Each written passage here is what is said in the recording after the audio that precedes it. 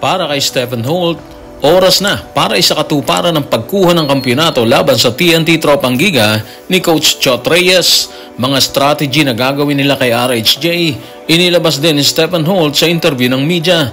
At si Coach Chot Reyes, inaming kakailanganin nila ang buong pwersa ng TNT kasama ang may mga iniindang injury na sina Jason Castro at Kelly Williams para pigilan ng Barangay Ginebra. Tutukan po natin ang lahat ng yan, pero bago yan, paki-subscribe, like and share na lang muna para pareho tayong updated. Bukod kay RJ Abarientos, isa rin sa inaabangan ng taga-subaybay ng Barangay Ginebra ang magiging performance ni Stephen Holt. Hindi kasi may kakailang isa siya sa naging instrumento ni Coach Tim Cone para makuha ang final slot versus SMB. At sa kanyang pakikipag-usap sa media, inilabas ni Holt ang tila isang banta na magsisilbing hamon hindi lamang sa kanya kundi maging sa kalabang TNT Tropang Giga ni Coach Chot Reyes. Narito ang kanyang pahayag. Tutukan natin si Stephen Holt sa report ni Homer Sison sa Spain. Yung mentality ko hindi nagbabago. Gagawin ko ang lahat ng makakaya ko kapag nasa court na ako. Nakarating na kami sa finals kaya oras na para tapusin yung trabaho. Eto na tayo Kung tutusin, wala namang masama doon sa sinabi niya. Tama yung attitude Lahat naman ng lumalaban sa bakbakan, lalo na sa boxing, ganun yung mentality nila. Sa basketball, hindi nagkakaiba yan. Pareho lang ng motivation na pinagdadaanan ng bawat athlete.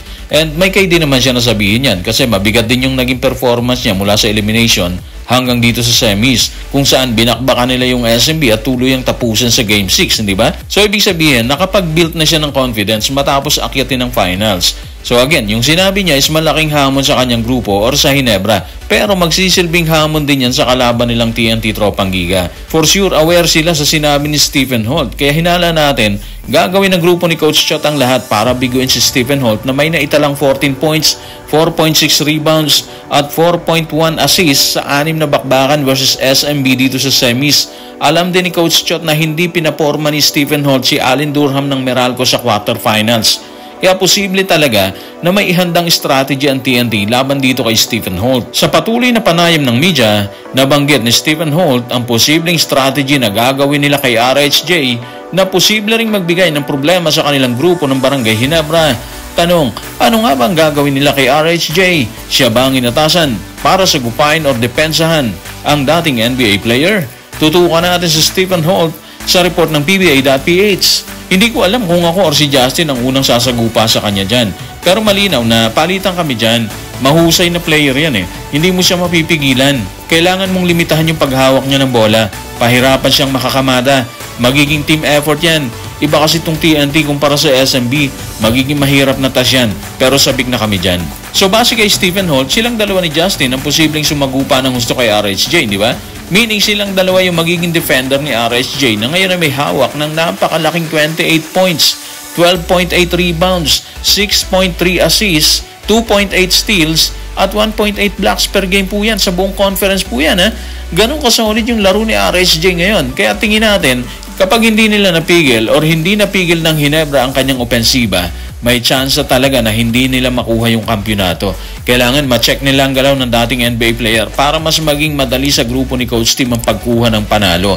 Noong nagdaang Asian Games, na-check ni Coach Tim ang opensa ni RHJ. Inilagay niya nun si Chris Newsom. Ang problema, iba si Newsom at iba rin si Holt.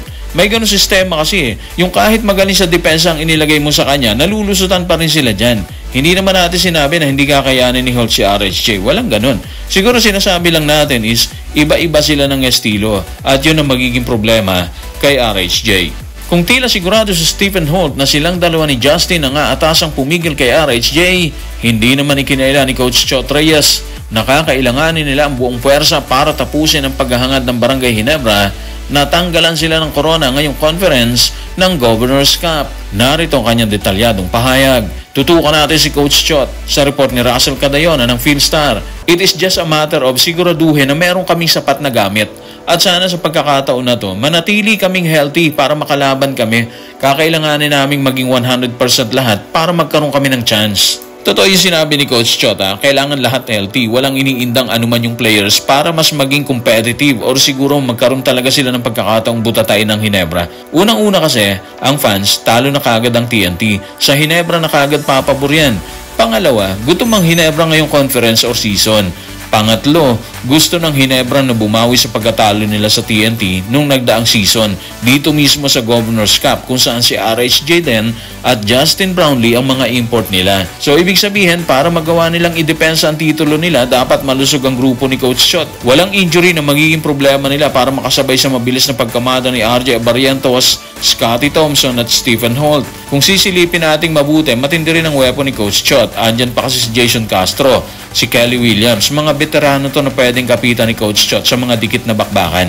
Pero problema, si Jason Castro at si Kelly Williams may mga iniindayan. Pero yun na nga yung sinasabi natin, iba yung maturity ng dalawa kapag dumaan sa dikdikan laban ng Ginebra at TNT. Pakikinabangan sila ni Coach Chot. Yung mga sniper din niya, si Aptana, si Pugoy, di ba titindi rin nila? Ibig sabihin, may kalalagyan din ulit ang Ginebra once na magkamali sila dyan. Anyway, umaasa si Coach Chot na sana 100% etong kanyang mga players, especially eto si Kelly Williams and of course si Jason Castro, para makapitan nila hanggang dulo ng laban. So guys, maraming salamat.